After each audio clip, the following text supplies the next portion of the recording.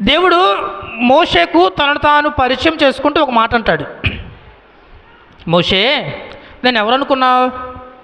నేను అబ్రహాము దేవుడును, ఇసాకు దేవుడును, యాకోబు దేవుడునై ఉన్నాను అని చెప్తూ ఉంటారు.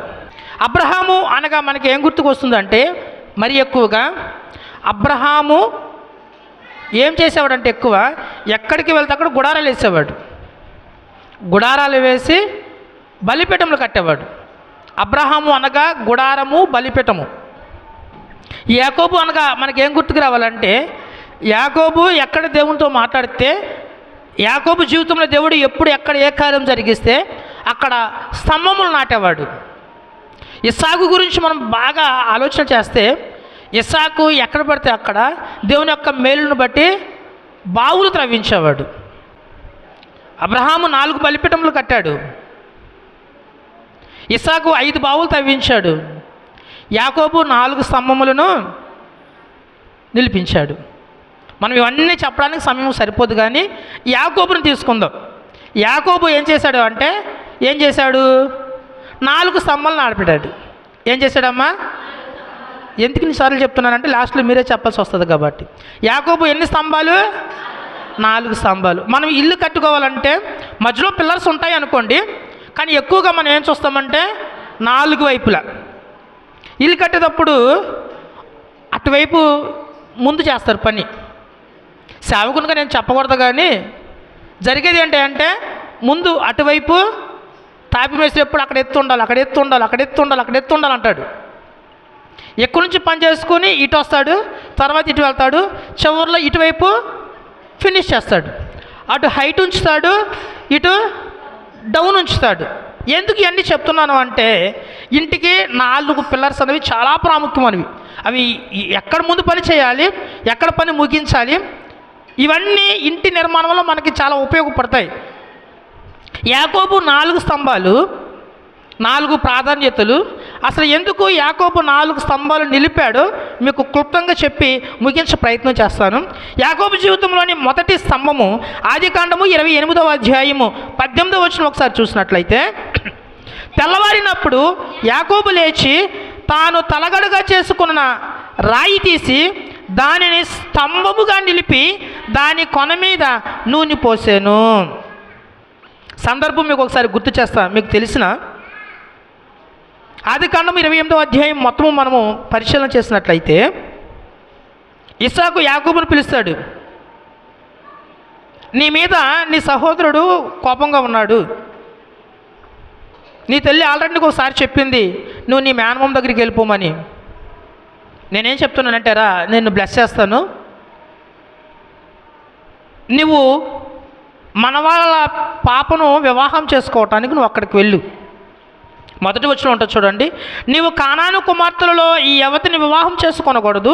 నీవు లేచి పద్దనరాములోనున్న నీ తల్లికి తండ్రి అయిన బేతేలు ఇంటికి వెళ్ళి అక్కడ నీ తల్లి సహోదరుడు లాబాను కుమార్తెలు ఒకదానిని వివాహము చేసుకోమని అతనికి ఆజ్ఞాపించి పిలిచి బ్లెస్ చేసి ఆశీర్వదించి పంపిస్తాడు. యాకోబు తన ప్రయాణాన్ని ప్రారంభిస్తాడు. ఎక్కడి నుంచి అంటే, ఆ టైంలో యాకోబు ఎక్కడున్నాడంటే బెయేర్షెబాలో ఉన్నాడు. బెయేర్షెబా నుంచి లాబాను ఎక్కడుంటాడు అంటే హారానులో ఉంటాడు. బెయేర్షెబా నుంచి హారానుకు యాకోబు తన ప్రయాణాన్ని కొనసాగించాడు. అమ్మ ఎక్కడి నుంచి? బెయేర్షెబా నుంచి హారానుకు యాకోబు ప్రయాణం ప్రారంభించాడు. ప్రయాణిస్తూ వెళ్ళాడు. ఇప్పుడంటే టికెట్ వేసుకుంటే ఫ్లైట్ వేసుకుని ఏ దేశానికి వెళ్ళిపోవచ్చు కదా, అక్కడ అలాంటివి ఏమి ఉండవు. అప్పట్లో ఏంటంటే గాడిద మీద మెల్లగా ప్రయాణించుకుంటూ వెళ్ళాలి. యాకోబు ప్రయాణించాడు. రాత్రి అయిపోయింది. ఒక చోట రెస్ట్ తీసుకుందామని అక్కడ రాయిలు ఉంటే ఒక రాయిని తలగడ కింద వేసుకున్న ప్రయత్నం చేసి నిద్రపోతూ ఉన్నాడు. నిద్రపోతే దావీదుకు ఆ నిద్రలో ఒక కల వచ్చింది. దేవుడు మాట్లాడుతూ ఉన్నాడు. ఒక నిచ్చెన చూపించాడు. మనందరికీ యాకోబు నిచ్చెన అనే సందేశాన్ని కూడా మీకు నా మీదేముండదు, మొత్తం అని నేను ప్రయత్నం చేస్తాను. మీరు ఎంత ఆ బ్రెయిన్లో పడేసుకుంటారు అనేది మీ ఇష్టం. ఇక్కడ చూస్తే ప్రత్యుగం కింద అని అక్కడ నిలిచిపోయి 11వ వచనంలో ఆ చోటి రాళ్ళలో ఒకటి తీసుకుని తనకు తలగడగా చేసుకుని అక్కడ పండుగనను. అప్పుడు అతను ఒక కలగనను, అందులో ఒక నుచ్చిన భూమి మీద నుండి నిలపబడి ఉండెను. దాని కొన ఆకాశమునంటెను, దాని మీద దేవుని దూతలు ఎక్కుచు దిగుచు ఉండెను. మరి యెహోవా దాని పైగా నిలిచి, నేను నీ తండ్రి అయిన అబ్రహాము దేవుడను, ఇస్సాకు దేవుడను యెహోవాను, నీవు పండుకొని ఉన్న ఈ భూమిని నీకు నీ సంతానమునకు ఇచ్చేదను. ప్రజలు హల్లెలూయా. యాకోబు, నువ్వు భయపడి ఎక్కడికి వెళ్తున్నావు అంటే నీ మేనమామ ఇంటికి వెళ్తున్నావు. నువ్వేం భయపడొద్దు, నేను నీకు తోడుగా ఉంటా. అబ్రహాముకు తోడుగా ఉన్నట్లు, ఇస్సాకుకు తోడుగా ఉన్నట్టు నీకు కూడా తోడుగా ఉంటా. నువ్వేం టెన్షన్ పడొద్దు. నువ్వు ఎప్పుడైతే ఎక్కడైతే నిలిచి ఇప్పుడు నిద్రపోతున్నావో ఇదే స్థలాన్ని నీకు ఇచ్చేస్తా. కష్టాల్లో ఉన్నాడు, అన్న చంపేస్తాడని భయంలో ఉన్నాడు, పారిపోయేటువంటి సమయంలో దేవుడు మాట్లాడాడు. దేవుడు ఏం చేస్తాడో తెలుసా? నిద్ర మేలుకొని 17వ వచనం చదువుతున్నాను చూడండి. భయపడి, పదముందమ్మ, అక్కడ పదముందా? భయపడి. దేనికి భయపడ్డాడు? దేనికి భయపడ్డాడు? ఈ స్థలము అతి పరిశుద్ధమైనటువంటి స్థలము, ఇది మామూలు స్థలం కాదు, ఇది దేవుని దేవాలయం అని భయపడ్డాడు. ప్రజలు హల్లెలూయా. దేవుని దేవాలయంలో ఉన్నాము అంటే మనం ఎలా ఉండాలో తెలుసా? యాక్టివిటీస్గా అమ్మా ఏం కూర ఉండేవు అంటే పెందకడ రాలేదండి, నువ్వు కొంచెం లేట్గా వచ్చావేంటి, ఇలాంటి ముచ్చట్లు ఆడుకోవటం కాదు దేవుని యొక్క మందిరము అంటే. ఇక్కడుండి నీ ఇంట్లో ఏం జరుగుతుంది, నీ చుట్టాల దగ్గర ఏం జరుగుతుంది, సాయంత్రం వెళ్ళిన తర్వాత ఎక్కడికి వెళ్ళాలి, ఇలాంటివి కాదు డిస్కషన్ పెట్టుకోవాలంటే. దేవుని యొక్క మందిరంలోనికి వచ్చాము అంటే ఎంత టెన్షన్ ఉండాలి తెలుసా? దేవుడు మోషేతో అగ్నిలో పొదల నుంచి మాట్లాడుతున్నప్పుడు, మోషే నువ్వు ఎక్కడికి వచ్చా? పరిశుద్ధాలు. నువ్వు అక్కడ నుంచి ముందుకు వచ్చే ముందు నీ చెప్పులు విడిచిరా. ఎంత భయపడ్డాడో తెలుసా మోషే? గబిక్కుని వెనక్కి వెళ్ళి చెప్పులు విడిచి వచ్చాడు. అప్పుడు దేవుడు మాట్లాడాడు. ముందే మోషేతో, మోషే రా, నేను నీతో ఒక మాట చెప్పాలనలా. ముందే చేయాలి, జాగ్రత్తగా ఉండాలి దేవుని యొక్క మందిరంలో. యాకోబుకి అర్థమైంది, ఈ మందిరము దేవుని యొక్క అతి పరిశుద్ధమైన స్థలం, ఇది నిద్రపోయేటువంటి స్థలము కాదు. మరి మీరెందుకు మందిరంలో నిద్రపోతారు? యాకోబు ఇది నిద్రపోయేది దేవుని మందిరం భయపడిపోయి ఏం చేశాడంటే లేచిపోయాడు, టెన్షన్ పడిపోయాడు, భయపడిపోయాడు. మనం ఎక్కడ నిద్ర రాదు, దేవుని యొక్క మందిరంలోనే చక్కటి నిద్ర వస్తుంది. నిద్రపోయిన దేవునికి స్తోత్రం చెప్పండి. ప్రజలు హల్లెలూయా. ఏదేమైనా దేవుని యొక్క మందిరంలో మనం భయపడాలి. ఏం చేయాలి? భయపడాలి. యాకోబు భయపడ్డాడు, దేవుడు నాతో మాట్లాడాడు, ఇది నా జీవితంలో దేవుడు జరిగిస్తాడు అని నమ్మాడు. ఇది దేవుని యొక్క అతి పరిశుద్ధమైన స్థలం అని నమ్మాడు. నమ్మిన తర్వాత ఏం చేశాడు అంటే, ఇది దేవుని మందిరమే కానీ వేరొకటి కాదు, పరలోకపు గమని ఇదే అనుకొనెను.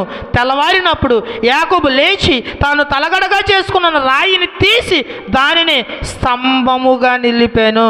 ప్రజలు హల్లెలూయా. యాకోబు జీవితంలో ఎన్ని స్తంభాలని చెప్పా? 4 స్తంభాలలో మొదటి స్తంభము. ఎప్పుడు స్తంభాన్ని నిలిపాడు అంటే, ఎప్పుడు నిలిపాడు? దేవునితో మాట్లాడిన తర్వాత, దేవుని దగ్గర నుంచి ఆశీర్వాదం తీసుకున్న తర్వాత, ఇది దేవుని యొక్క స్థలమే కానీ మరి ఒకటి కాదు, ఇదే పరలోకపు గవిని అని తెలుసుకున్న తర్వాత ఏం చేశాడు? మొదటి స్తంభాన్ని నిలిపాడు. ఇప్పుడు నా తరపు నుంచి మీకు ఒక ప్రశ్న, మీ జీవితంలో ఆధ్యాత్మిక జీవితంలో మొదటి పునాది వేశారా? అదేంటే చిన్నప్పటి నుంచి మందిరానికి వస్తున్నాం కదా, ఇంకా పునాది వేయటం ఏంటి, అసలే డూప్లెక్స్ కట్టేస్తాం మా హృదయంలో అనుకుంటారు. అబ్రహాము స్తంభాన్ని ఎప్పుడు నాటాడు అంటే, అప్పుడు దాకా దేవుడితో ఉన్నటువంటి రేపో వేరు, ఎప్పటి నుంచి దేవుడితో ఉన్న రేపో వేరు. దేవుడు యాకోబుతో మాట్లాడిన తర్వాత, ఆశీర్వదించిన తర్వాత, కలను విన్న తర్వాత, దేవుడు నన్ను ఆశీర్వదిస్తాడు, నిజంగా దేవుడు నన్ను బలపరుస్తాడు అని నమ్మిన తర్వాత తన తలగడగా చేసుకున్న రాయిని తీసి దాని మీద నూనె పోసి అప్పుడు దానిని అభిషేకించాడు. ఇల్లు కట్టాలంటే ఫస్ట్ చేసే పని ఏంటి? శంకుస్థాపన చేసిన తర్వాత ముందు 4 పునాదులు లేపుతారు కదా, తర్వాతకి ఏదైనా ముందు ఇంటి పని చేయాలంటే ముందేం చేయాలి? శంకుస్థాపన చేసిన శంకుస్థాపన అంటారు, పునాదులే వేస్తారు, అవునా కదా? 4 పునాదులు వేసిన తర్వాతే ఓపెన్ స్లాబ్ అయినా లేకపోతే పైనుంచి గోడ అయినా సరే.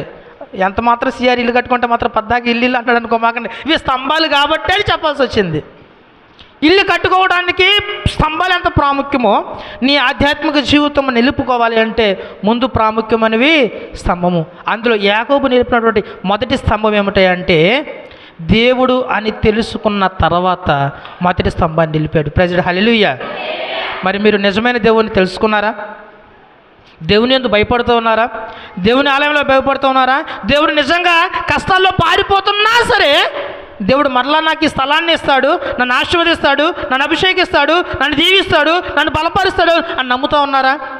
ఏం దేవుళ్ళే అండి, ఎంత ప్రార్థించినా ఇంకెక్కడ మన విశ్వాసం?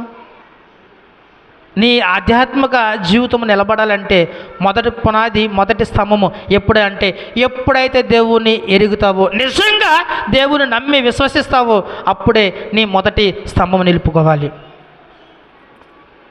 మొదటి స్తంభం దేవుని నిజంగా ఎరిగిన తర్వాత నిలిపాడు. మంచిది, నేను రెండో స్తంభానికి ప్రయత్నం చేస్తూ ఉన్నాను. ఆదికాండము 31వ అధ్యాయము 45వ వచనం ఒకసారి చూసినట్లయితే, యాకోబు ఒక రాయి తీసుకుని దానిని స్తంభముగా నిలిపెను. 31వ అధ్యాయం మొత్తం అంతా చూసినప్పుడు యాకోబు బయర్షెబా నుంచి హారానికి వెళ్ళిపోయాడు. అక్కడ మొత్తము ఎన్ని సంవత్సరాలు కొలువు చేశాడు? 20 సంవత్సరాలు. 7 + 7 + 6 మొత్తం ఎన్ని? 20 సంవత్సరములు యాకోబు ఎక్కడున్నాడు అంటే తన మేనమామ దగ్గర ఉన్నాడు. 20 సంవత్సరాలు పశువులను కాశాడు. ఇందులో ఎన్నో అవమానాలు పొందాడు, ఎన్నో ఇబ్బందులు పొందాడు. ఎంతోమంది ఎన్నో విధాలుగా ఇబ్బందులు పెట్టారు, దూషించారు. తన మేనమామే స్వయాన్న యాకోబు చెప్తాడు, తన జీతమును ఎన్నిసార్లు మార్చాడు? 10 సార్లు మార్చాడు. అమ్మా, ఎన్నిసార్లు మార్చాడు అంటే 2 సంవత్సరాలకు ఒకసారి ప్రమోషన్ కాదు, తగ్గిస్తూ వచ్చాడు. నాకు ఇలా డబ్బులతో పని అవ్వదు, నువ్వేం చేయాలంటే పశువులు వెడగొట్టేయాలి నాకు. సరే, నీకు ఒక పని చేస్తా, చారలు ఉన్నాయన్నీ చూసాడు. అక్కడ చార అనేది లేదు. ఏం చేశాడంటే చారలు ఉన్నాయి నీకు అని చెప్పాడు. ప్రార్థించాడు, ఇక నుంచి పుట్టయన్నీ చారలు ఎప్పుడు ఇట కాదు, చారలేని నీ అని చెప్పాడు. ఇక అప్పటి నుంచి ఏం చేస్తున్నాయంటే చారలేని అని పుడుతుంది. ఇట కాదు, ఇక నుంచి మచ్చలు ఉన్నాయని నీ అన్నాడు. ఇక నుంచి ఇక్కడ ఎవరు ఆశీర్వదిస్తూ ఉన్నారంటే తన కష్టంతో పాటుగా దేవుడు ఆశీర్వదిస్తూ ఉన్నాడు. హల్లెలూయా, హల్లెలూయా. తేరా చూస్తే మెజారిటీ యాకోబు అయిపోయాయి. లాబాను కొడుకులు మాట్లాడుకుంటున్నారు, యాకోబు చూడు మన దగ్గరకు వచ్చి మన గొర్రెలు మన మేకలు అన్నీ లాగేసుకుంటున్నాడా? ఎన్ని సంవత్సరాలు? 20 సంవత్సరాలు. అంతకుముందు లాబానికి డబ్బు ఉంది, కానీ ఎప్పుడైతే యాకోబు వచ్చాడో అప్పుడు ఇంకా ఆశీర్వదించబడ్డాడు. 20 సంవత్సరాలు ఉత్తు పుణ్యాన లాబానికి కొలువు చేశాడు. లాబాను ఆశీర్వదించబడ్డాడు అంటే దాని ముందు ఎవరున్నారంటే యాకోబు ఉన్నాడు. ఈ మాట వినగానే యాకోబుకి చివుక్కుమంది. నేను ఇంత కష్టపడితే 20 సంవత్సరాలు కొలువు చేస్తే, నేను ప్రార్థిస్తే నాకు ఇన్ని పశువులు వస్తే వీళ్ళు ఏమంటున్నారు? ఉత్తు పుణ్యాన్ని లాగేసుకుంటున్నాడు అన్నాడు. బైబిల్లో ఈ మాటలే ఉంటాయి. వెంటనే పొలానికి వెళ్ళాడు, తన భార్యలతో పిలిచాడు. లేదు ఇక మొత్తం బట్టలు గట్లా సదిరేసేయండి, మనము వెళ్ళిపోదాం అంతే. ప్రయాణం మొదలుపెట్టారు. ప్రయాణం మొదలు పెడుతూ ఉంటే రాహేల్ ఏం చేసింది తెలుసా? ఒక మంచి గృహ విగ్రహాన్ని, ఇంటికి ఒక దేవత ఉంటుంది, బ్యాగులో పెట్టేసుకుని వచ్చేసింది. ఈ విషయము తండ్రికి తెలిసింది. అర్రే 20 సంవత్సరాల నాడు నా దగ్గరకు వచ్చిన తర్వాత ఆశీర్వదించబడ్డాడు, పారిపోయి వస్తే నేను చారు తీసాను, నేను అంతవరకు ఓకే, కానీ కష్టపడింది కూడా అత్తది అనుకుంటున్నాడు. నేను అసలు సహించను. వెళ్ళేటప్పుడు నాకు ఒక మాట కూడా చెప్పలేదు. పైగా నా కూతురు ఏం చేసింది? నా విగ్రహాన్ని కొడేసింది. పదండి అని 7 రోజులు తరిమాడు. తరిమి 7వ రోజు దొరికాడు. మాట్లాడుకుంటా ఉన్నారు. ఏం పని చేసావు నువ్వు? నాకు చెప్పి రావాలి కదా, చెప్పొస్తే నేను ఆస్వాదించేవాడిని కదా, నా కూతురు ముద్దు పెట్టుకున్నాను కదా, నా మనవరాలు ముద్దు పెట్టుకునేవాడిని కదా, 4 మంచి మాటలు చెప్పి నీకేం కావాలంటే ఇచ్చి నేను పంపించేవాడిని కదా, ఎందుకు ఇలా దొంగలాగా వచ్చేసావని మాట్లాడుకుంటా ఉన్నారు. వెళ్ళే ముందు దేవుడు లాబాన్తో మాట్లాడతాడు. లాబానా, నువ్వు ఎక్కడికి వెళ్తున్నావంటే యాకోబు దగ్గరికి వెళ్తూ ఉన్నావు. అక్కడికి వెళ్ళేటప్పుడు మాట్లాడేటప్పుడు జాగ్రత్తగా మాట్లాడు సుమి అని దేవుడు చెప్తాడు. లాబాను మనసులో పెట్టుకుంటాడు. యాకోబును తిట్టినంత తిట్టి నేను నిన్ను కావాలంటే కత్తితో మొక్కలేసేసేవాడిని, కానీ దేవుడు నాకు మాట చెప్పాడు, యాకోబుతో మాట్లాడేటప్పుడు జాగ్రత్తగా మాట్లాడన్నాడు కాబట్టి నేను వదిలేస్తున్నాను. యాకోబు ఇక వద్దు, ఇక నీకు నాకు మాటలొద్దు, నీకు నాకు సంబంధాలు వద్దు, నీకు నాకు బంధాలు వద్దు, నీది నీదే నాది నాదే, ఇక నుంచి నీవు నేను విడిపోదాం, నీకు నువ్వు బతుకు, నాకు నేను బతుకుతా, ఇక నుంచి నా దేవుడు నాకు తోడుగా ఉంటాడు అని తన పనులను వేరు చేసుకున్నాడు, తన పశువులను వేరు చేసుకున్నాడు, తన బంధాలను వేరు చేసుకున్నాడు, తన ఉండే ప్రాంతాన్ని సమస్తాన్ని వేరు చేసుకున్న తరువాత దానికి సాక్ష్యముగా ఏం నిలిపాడు అంటే స్తంభాన్ని నిలిపాడు. ప్రైజ్ హల్లెలూయా, హల్లెలూయా. మొదటి స్తంభం ఎప్పుడు నాటాడు? ఇది టూ మచ్ అన్నారు కానీ నాకేం అర్థం కావట్లేదు. నాకు దేవుడు అని తెలుసుకున్న తర్వాత, దేవుడితో మాట్లాడిన తర్వాత మొదటి స్తంభాన్ని నిలిపాడు. తన ఆధ్యాత్మిక జీవితాన్ని నిర్మించుకుంటూ ముందుకు వెళ్తూ ఇప్పుడు రెండో పిల్లర్ వేస్తూ ఉన్నాడు. ఆ రెండో పిల్లర్ ఎప్పుడు వేసాడంటే తనకున్నటువంటి బంధాలు, బంధుత్వాలు, లోకాలు, డబ్బులు, ఆస్తి, చుట్టారికాలు మొత్తం అన్నీ విడది చేసుకొని ఇక లాభాలు నీతో నాకు సంబంధం, ఇప్పుడు దాకా చారి తీసావు ఓకే, కానీ ఎప్పుడు నీతో ఉంటానంటే నేను నీతో ఉండను. ఎప్పటి నుంచి నాకు ఎవరు ఉంటారంటే దేవుడు నాతో చెప్పాడు, నేను నీకు తోడుగా ఉంటాను, నువ్వు తిరిగి నీ బహిర్సభకు వెళ్ళు, అక్కడ నేను నీకు ఆజ్ఞాపించినట్లుగా. ఎప్పుడు ఆజ్ఞాపించాడు? మొదటి స్తంభాన్ని నాటేటప్పుడు చెప్పాడు కదా, నువ్వు ఎక్కడైతే తలగడగా వేసుకుని నిద్రపోతూ ఉన్నాడు ఆ స్థలము నేను నీకు ఇస్తాను, ఆ స్థలం నాకు దేవుడు నాకు ఇవ్వబోతూ ఉన్నాడు, అందుకే వెళ్ళిపోతున్నాను, ఇక నుంచి నీతో నాకు కటీఫ్. నీ ఆధ్యాత్మిక జీవితంలో రెండవ పిల్లర్ నువ్వు ఎప్పుడు నిలబెట్టుకోవాలి అంటే లోకంతో ఉండి కాదు, లోకాన్ని విడిచిపెట్టిన తర్వాత, లాభాన్ని విడిచిపెట్టిన తర్వాత, తనకున్న ఆస్తి అంతా సెటిల్మెంట్ చేసుకున్న తర్వాత రెండో స్తంభాన్ని నాటాడు. ఇక నుంచి నీవు కూడా ముందు దేవుణ్ణి తెలుసుకోవాలి, నిజరక్షకుడు అని తెలుసుకున్న తర్వాత మొదటి స్తంభాన్ని నాటాలి. రెండవది ఈ ఆధ్యాత్మిక జీవితంలో కొన్ని లోకానుసరమైన స్నేహాలు, సహవాసాలు ఏర్పడతాయి, వాటన్నిటిని విడిచిపెట్టిన తర్వాత రెండవ స్తంభాన్ని నాటాలి. ఇప్పుడు మూడవ స్తంభం చెప్పి నేను ముగించే ప్రయత్నం చేస్తాను. 35వ అధ్యాయము 14వ వచనం. 35వ అధ్యాయం 14వ వచనం. ఆయన తనతో మాట్లాడిన చోట యాకోబు ఒక స్తంభము అనగా రాతి స్తంభము కట్టించి దాని మీద పానార్పణము చేసి నూనెయు దాని మీద పోసెను. 35వ అధ్యాయము 3వ వచనం చదువుతున్నాను చూడండి. యాకోబు తన ఇంటి వారితోనూ తన యొద్దనున్న వారందరితోనూ మీ యొద్దనున్న అన్య దేవతలను పారవేసి మిమ్ముని మీరు శుచిపరుచుకొని మీ వస్త్రములను మార్చుకునడి, మనము లేచి బేతేలుకు వెళ్ళేదము, నా శ్రమ దినమున నాకు ఉత్తరం ఇచ్చి నేను వెళ్ళిన మార్గము నాకు తోడై ఉంటున్న దేవునికి బలిపీఠమును అక్కడ కట్టేదని చెప్పాను. ప్రజలు హల్లెలూయా. మూడవ స్తంభం ఇది ఎప్పుడు కడుతున్నాడంటే ఇక దేవుడు చెప్పినట్లుగా ఆ బేతేలుకు వెళ్ళిపోదాం అనగా కొంచెం ముందు, కేవలం 10 అడుగులు ముందే యాకోబు తన టెంట వేసుకున్నాడు.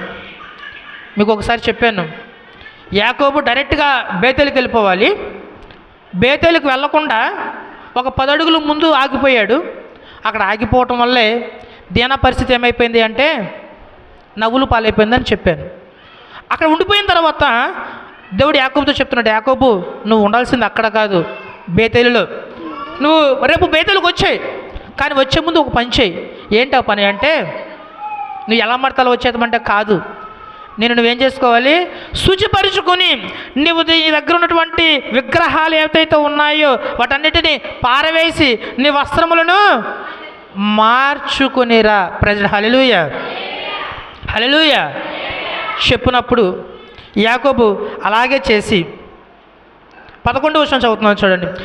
నేను సర్వశక్తి గల దేవుడును, నీవు ఫలించి అభివృద్ధి పొందుము, జనముల సమూహములను నీ వలన కలుగును, రాజులను నీ గర్భవాసమును పుట్టెదరు, నేను అబ్రహామునకును ఇస్సాకునకు ఇచ్చిన దేశము నీకు ఇచ్చేదను, నీ తర్వాత నీ సంతానమునకు ఈ దేశమును ఇచ్చేదని అతనితో చెప్పాను. దేవుడు అతనితో మాట్లాడిన స్థలము నుండి పరమునకు వెళ్ళెను. దేవుడు యాకోబుతో మాట్లాడుతూ ఉన్నాడు. దేవుడు యాకోబుతో మాట్లాడుతూ ఉన్నాడు, నేరుగా మాట్లాడుతూ ఉన్నాడు. ఏమని మాట్లాడుతూ ఉన్నాడు అంటే, యాకోబు రేపు నువ్వు 10 అడుగుల ముందులో ఉన్నావు, బేతేలుకు వచ్చాయి, వచ్చే ముందు ఏం చేయాలంటే మళ్ళీ చెప్తా ఉన్నా, నీ వద్ద ఏమైనా విగ్రహాలు ఉంటే తీసేసేయి, నీవు శుచిపరుచుకో, నీ వస్త్రములను శుభ్రపరచుకో, అప్పుడు నువ్వు రా. యాకోబు చెప్పినట్లుగా చేశాడు. చెప్పినట్లుగా చేసిన తర్వాత దేవుడు యాకోబుతో నేరుగా మాట్లాడుతూ ఉన్నాడు. ఇదిగో నేను ముందు నీకు చెప్పానే, వెళ్ళేటప్పుడే చెప్పాను కదా నేను నీకు స్థలాన్ని ఇచ్చేస్తానని. నువ్వు నా మాట విని చక్కగా నా దగ్గరికి వచ్చినందుకు దేవుడే స్వయంగా చెప్తున్నాడు, ఇక నుంచి ఈ స్థలాన్ని నేను నీకు ఇచ్చేస్తున్నా అని చెప్పి అక్కడ రాయబడినప్పుడు చక్కటి మాట చెప్పిన వెంటనే ఏం చేశాడు దేవుడు? పారమునకు వెళ్ళిపోయాను. ప్రజలు హల్లెలూయా. దేవునితో మాట్లాడిన తర్వాత దేవుని యొక్క ఆశీర్వాదము తీసుకున్న తర్వాత ఇప్పుడు ఏం చేశాడు తెలుసా? ఇది దేవుని స్థలమే. ఆ మాట చదివి నేను ముగిచ్చేస్తున్నాను. ఆయన తనతో మాట్లాడిన చోట యాకోబు ఒక స్తంభమును అనగా రాతి స్తంభమును కట్టించి దాని మీద పానార్పణము చేసి నూనెయు దాని మీద పోసెను. తనతో దేవుడు మాట్లాడిన చోటికి యాకోబు బేతేల్ అను పేరు పెట్టెను. ప్రజలు హల్లెలూయా. మూడో స్తంభం ఎప్పుడు కట్టాడమ్మా? దేవునితో మాట్లాడిన తర్వాత యాకోబు ఏం చేశాడమ్మా? దేవుడు ఏం చెప్పాడు? నీ దగ్గర ఉన్న విగ్రహాలు ఉంటే వాటిని తీసేసేయి. రెండవది నేను శుచి చేసుకో. మూడవది నీ వస్త్రాలని మార్చుకో. మరి మార్చుకున్నాడు యాకోబు, చెప్పినవన్నీ చేశాడు. మళ్ళా అప్పుడు దేవుడు యాకోబుతో చెప్పిన ప్రామిస్ చేశాడు, ఇగో నేను చెప్పాను నీకు ఇస్తానని ఇచ్చేస్తున్నా. చేసిన తర్వాత ఆశీర్వాదం పొందుకున్న తర్వాత యాకోబు ఇప్పుడు ఎన్నో స్తంభం ఇది? మూడో స్తంభం. ఒక రాత్రిని నిలిపి పానార్పణము చేసి దానికి ఏం పేరు పెట్టాడు? బేతేలు. ఈ మధ్యాహ్నకాల సమయంలో నీవు కూడా ఈ మూడవ స్తంభమును నిలుపుకోవాలి. ఎప్పుడు అంటే యాకోబు ఏ విధంగా అయితే నీకు సంబంధించినటువంటి దేవునికి సంబంధించింది కాకుండా ఇంకేదైనా చేస్తే అది విగ్రహారాధన. దేవునికి కోల్సిన సమయం కాకుండా ఇంకెక్కువ ఎవరికి ఇచ్చినా అది విగ్రహారాధనే. బైబిల్ క్రొనాలజీ ప్రకారము భర్త కన్నా ఎక్కువ దేవునికే ప్రయారిటీ ఇవ్వాలి. అలాని భర్తను విడిచిపెట్టమని కాదు. ఒక మాట చెప్తాడు బైబిల్లో, నిన్ను నీ భర్తను వేరు చేసేది ఏమైనా ఉంటే ముందు నీ భర్తతో సఖ్యపడు, తర్వాత నా సంగతి చూడమని ఉంటుంది. మ్యాక్సిమం ప్రయారిటీ దేవునికి ఇవ్వాలి. టీవీలకు కానీ, ఫోనులకు కానీ, టైంపాస్లకు కానీ, వ్యవహారాలకు కానీ వీటికి కాదు. మూడో స్తంభం నువ్వు నిలపాలి అంటే దేవునికి కాకుండా వేరే దేనికి ఏదైతే ప్రయారిటీ ఇస్తా ఉన్నావో దాన్ని పక్కన పెట్టేయాలి. రెండవది నీ హృదయమును శుభ్రపరుచుకోవాలి. తర్వాత నీ వస్త్రమును మార్చుకోవాలి. రక్షణ అనే వస్త్రము. ఎక్కడి నుంచి నువ్వు పాపములో ఉంటే, లోకములో ఉంటే, ఎందుకంటే అంతకుముందే యాకోబు లోకం నుంచి వేరుపరిచిపోయాడు, అవునా కదా? లోకం నుంచి వేరుపరిచిన తర్వాతే రెండో స్తంభం నాటాడు. తన వస్త్రములు ఇప్పుడు ఎవరు మార్చుకున్నారంటే యాకోబు యొక్క భార్యలు, పిల్లలు. ఏదేమైనా సరే వాటన్నిటినీ రాహేల్ తీసి పక్కన పడేసింది, యాకోబు తీసి పక్కన పెట్టేశాడు. అప్పుడే దేవుడు మాట్లాడాడు. మూడవ స్తంభం దేవుడు యాకోబు చెప్పినట్లుగా చేసి మార్చుకున్న తర్వాత మూడవ స్తంభం నలిపాడు. నాలుగవ స్తంభం చెప్పినట్టు ముగిస్తా. ఆదికాండము 35వ అధ్యాయము 20వ వచనం ఒకసారి చదువుతున్నాను చూడండి. యాకోబు ఆమె సమాధి మీద ఒక స్తంభము కట్టించాను. 3 స్తంభాలు నాటాడు. కొంచెం రోజులు గడిచాయి. రాహేలు నిండు గర్భిణి, ప్రసవవేదన పడుతూ ఉంది, ప్రాణాపాయ స్థితిలో ఉంది. రాహేలుకి అర్థమైపోయింది నేను బ్రతకనని. దేవుని యొక్క మహాకృపను బట్టి రాహేలు చక్కగా డెలివరీ అయ్యింది, బాబు పుట్టాడు. డెలివరీ అయిన తర్వాత రాహేలు చనిపోతుంది. చనిపోయిన తర్వాత తన దుఃఖదినములు పూర్తి అయిన తర్వాత ఆ సమాధి కట్టించి సమాధి మీద ఒక స్తంభాన్ని నిలుపుతాడు. ఇది యాకోబు జీవితంలోని ఎన్నో స్తంభము? 4వ స్తంభము. 4వ స్తంభము ప్రాముఖ్యమైన స్తంభము. నేను ముందే చెప్పా, ఫస్ట్ ఇక్కడ కడతారని చెప్పా, తర్వాత అటు వెళ్తారని చెప్పా, తర్వాత ఇటు వస్తారని చెప్పా, తర్వాత ఇక్కడ ఐరన్ కూడా ఎక్కువ వేస్తారు. ఎందుకని? అటు హైట్ ఉండి ఇటు డౌన్ అవుతుంది కదా. ఐరన్ కూడా ఇక్కడ ఎక్కువ వేస్తారు. మెట్ల ల్యాండ్ వచ్చినా, ఏ ల్యాండ్ వచ్చినా అక్కడ ఎక్కువ బలంగా ఉండాలి. దీని మీద ఎక్కువ ఫోకస్ పెడతారు. మరి 4వ స్తంభానికి యాకోబు ఎంత ఫోకస్ చేశాడు? 4వ స్తంభాన్ని ఎందుకు కట్టాడు తెలుసా? నా భార్య నన్ను విడిచి చనిపోయింది, మరలా నా భార్య నేను చూస్తాను. పునరుద్ధానం మీద నమ్మకం ఉంచి మరలా ఒక దినాన నా భార్య పునరుద్ధానులు అవుతుంది, నేను ఆమెను చూస్తాను అనేటువంటి విశ్వాసంతో సమాధి కట్టి సమాధి మీద ఒక స్తంభాన్ని చెప్పాడు. యాకోబు జీవితంలో 4 స్తంభాలు. పునాదులు ఉండాలంటే మొదటి స్తంభము దేవుడు నిజమైన దేవుడని ఎరిగిన తర్వాత మొదటి స్తంభం అయ్యాలి. రెండవది ఎప్పుడు అంటే లోకంలో కలిసిపోయాం కదా, ఆ లోకం నుంచి వేరు పరచబడిన తరువాత రెండవ స్తంభం అయ్యాలి. మూడవది ఎప్పుడే అంటే ఈ లోకంలో ఉన్నటువంటి స్థితిగతులన్నింటిని తీసివేసుకుని, ఈ లోకం ఉన్నటువంటి ఆ పాపాలను విడిచిపెట్టేసి వస్త్రములు మార్చుకుని శుచి చేసుకుని ఆ విగ్రహాలు ప్రతిదీ పారవేసి తర్వాత మూడో స్తంభం కట్టాలి. తర్వాత నేను మరణించిన తిరిగి పునరుద్ధానం అవుతాను, ఏదో ఒక దినాన్న నా దేవుడిని నేను చూస్తాను, మేమందరం అక్కడ కలుసుకుంటాము అనేటువంటి విశ్వాసం ఉంచి 4వ స్తంభం నాటాడు. మనం ఏ స్తంభం దగ్గర ఉన్నాము అంటే చెల్లిందా నుంచి అంటుందే శంకుస్థాపన. ఆ శంకుస్థాపన చేసి ఆగిపోయాం. 4 స్తంభాలు త్వరగా కట్టుకోండి. దేవుడు ఆ హృదయంలో ఉండ ప్రయత్నం చేయాలని ఆశపడుతూ ఉన్నాడు. అట్టి కృప నీవు నేను మనందరం పొందుకుందుము గాక.